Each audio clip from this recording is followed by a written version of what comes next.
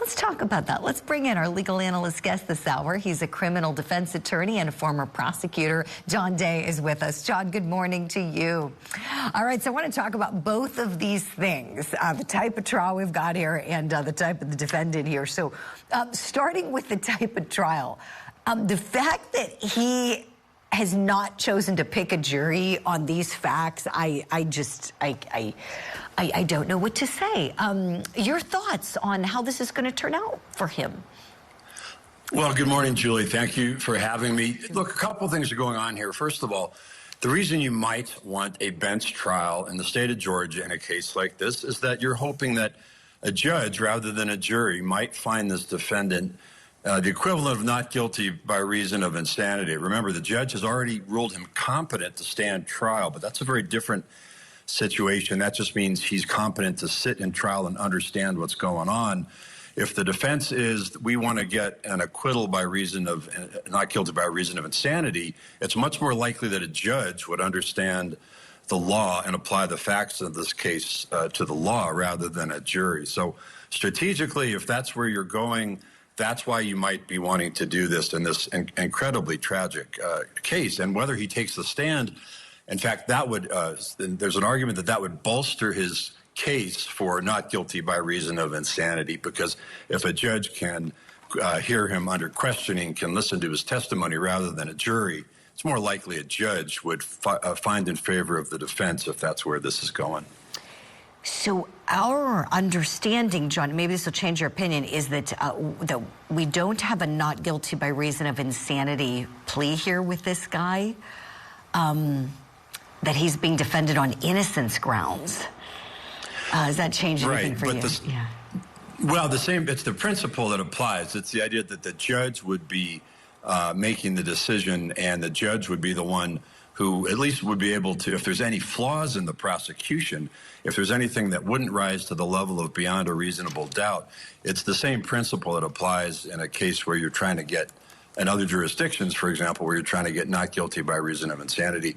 The defense is clear that a jury listening to these facts, I mean, there's some horrible facts. I mean, of course, the 2-year-old was found trying to cuddle with his deceased parents on a couch. I mean, these kind of facts would certainly seal his fate in front of a jury. But the principle they're going after is, Judge, there's maybe some problems in this case. The state might not be able to prove beyond a reasonable doubt. There are a number of reasons why the odds are better for the defense in front of a judge on a bench trial. I suppose we'll see if the defense has any evidence of him being insane at the time. We'll learn that as soon as they open up. I'm being told we're going to hit our first break of the hour. When we come back, we'll go into the courtroom as soon as we're ready, and we'll find out if this guy's going to testify, if they're going to call any witnesses. That witness right there, he's the grandpa of little 2-year-old Jacob. Little Jacob, who's been orphaned. Thank God he's got wonderful grandparents who are taking care of him. Day number 4 about to begin in Georgia in the stranger home invasion case. Live next. Let me ask our legal analyst guest, Attorney John Day, watching along with us. John, what do you say? What's your prediction?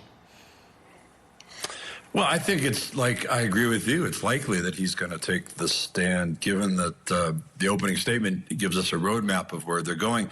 But remember also, who's in charge of his defense? He may have a lawyer, but he's been ruled competent to stand trial. And if he tells his lawyer, this is what I want to do, the lawyer has an obligation, of course, to follow the client's wishes. So in a case like this where his defense is, I've been set up by a government agency, whether it's the FBI or the CIA or some other agency, it's very likely that he's going to want to get his story out to back up the defense. So would it be a surprise if he takes the stand in this one? No.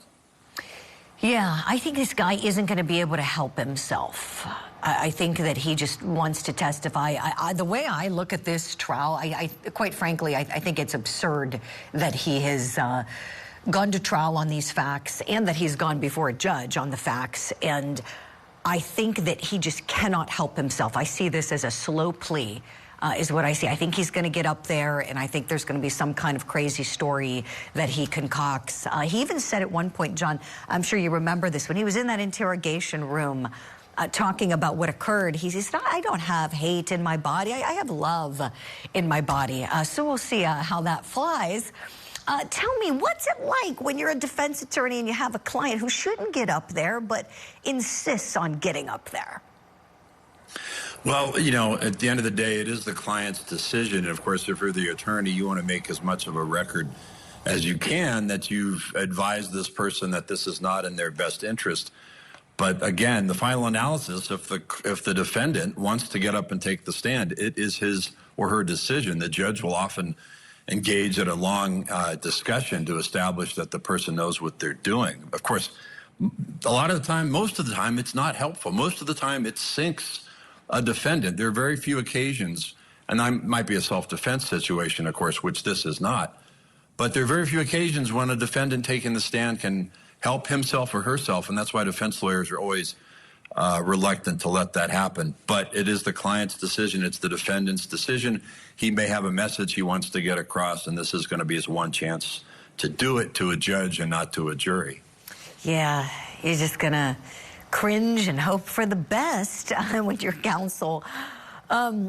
The judge has not taken the bench just yet, as we can see, and we don't have any indication yet from the courtroom as to what, if any, witnesses they're going to be calling. John, tell me, is there any world where you think there's anything this defendant can possibly say that he actually helps himself before the judge? The only thing that the defendant can say that would help himself in this case is to just highlight and underscore how really depraved he was, how depraved this crime was. Again, you know, the idea of going before a judge on a bench trial instead of a jury, it's really the lesser of two bad choices, because a jury would not, this would be a very short verdict with the jury, short deliberation. The judge, of course, has to follow the law, and the defense is hoping there's something in there. There's some kind of a Hail Mary defense that they can throw up on this one that, you know, maybe there's a flaw in the prosecution. Maybe they don't have enough established reasonable doubt on certain areas, go beyond reasonable doubt. But this is I mean, you do not want to ever be a defense lawyer in this kind of a situation. You don't have any tools in the toolbox. And I think, as you said, it's very likely that he's going to want to take the stand, get his message across, especially if his defense is the government set me up. I mean, the defense is not calling anybody from the FBI or the CIA to say, yeah, we set this guy up to commit this horrendous murder, and that's just not going to happen. Right, John. Yeah, his defense attorney, I feel bad for him. He's done a fine job. I always say never get mad at the defense attorneys. They're doing their job. If you noticed his wording in the opening statement, he was saying that Matthew Lance, my client, believes. He wasn't saying it is fact. You know, he was hedging, you know, the wild conspiracy theory that his client obviously came up with here. And to your point, we're just not going to be seeing those witnesses coming in. Okay, we need to back the truck up here, because what I see as problematic, for the record, is that he didn't give a yes or no answer to those questions. You need a yes or no from a criminal defendant. No comment isn't an appropriate answer. If I were that judge, I would make him give a yes or no so that we know that he clearly understands. The last answer to whether he wants to testify or not, his answer was, quote, no comment. Okay, so we did get a no there, but everything that preceded that was all no comment. Let me bring in our legal analyst guest. I want to see what he says about this. John Day on the show. John, do you see this as possibly creating a problem and maybe an avenue for appeal for this defendant? Yeah, possibly as problematic as you saw it, because the judge really needs to, and she can still do it, but she needs to go back and determine definitively what he is saying. No comment is a vague, non-responsive answer to very specific questions that the judge has to get an answer to. And this is really, really important. As you pointed out, this could be an appellate issue. And if she's thinking on her feet, she could go back. There's still plenty of time, obviously. Go back and say, look, I need to make sure you understand. I need to get your answer on the record. And no comment does not give me the information that I need. So, yes, it is problematic. Yes, John, that's a great idea. Hopefully she's consulting with maybe her law clerk or someone in chambers and goes back out, because you're right, there's still time, the record's still open, and she can say, you know what, Mr. Lance, I need further clarification from you. Let's do this again, and we have to be abundantly clear, because, John, you know this, and for everybody at home, this is a great teachable moment. We have to make sure, the court has a responsibility to make sure that his decision is knowing, intelligent, and voluntary in choosing to give up his right to testify in his own criminal case. And so if he doesn't fully understand that, you know, as you and I are noting here, John, for our courties who love digging into the law, later on, let's say he's going to be convicted, and he will be. He may try to have an appellate attorney say, well, you know what, let's look back at this record. Clearly, he wasn't answering yes or no, so clearly he didn't understand his right. He needs to be able to have that right exercised and understand his ability to do that. We got to go back and have a whole new trial. Nobody wants to see this case go back. John, tell me, are you surprised the prosecutor, you've been a prosecutor, are you surprised they're not standing up and saying, Judge, we got to clarify this?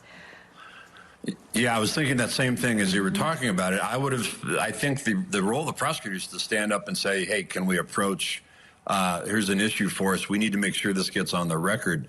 And it is a little bit surprising that they didn't do that. It's certainly to a disadvantage to them if they have to, if the state has to deal with this on appeal. And it's a very simple fix. And again, it is surprising that the judge did not make a definitive determination with yes or no language. And she can go further. I mean, there's nothing that prevents her from delving into it deeper to make sure that he does understand. But leaving it at no comment, I think everybody is startled by that, because that's so vague and non-responsive and doesn't give us the information that the judge really needs to get.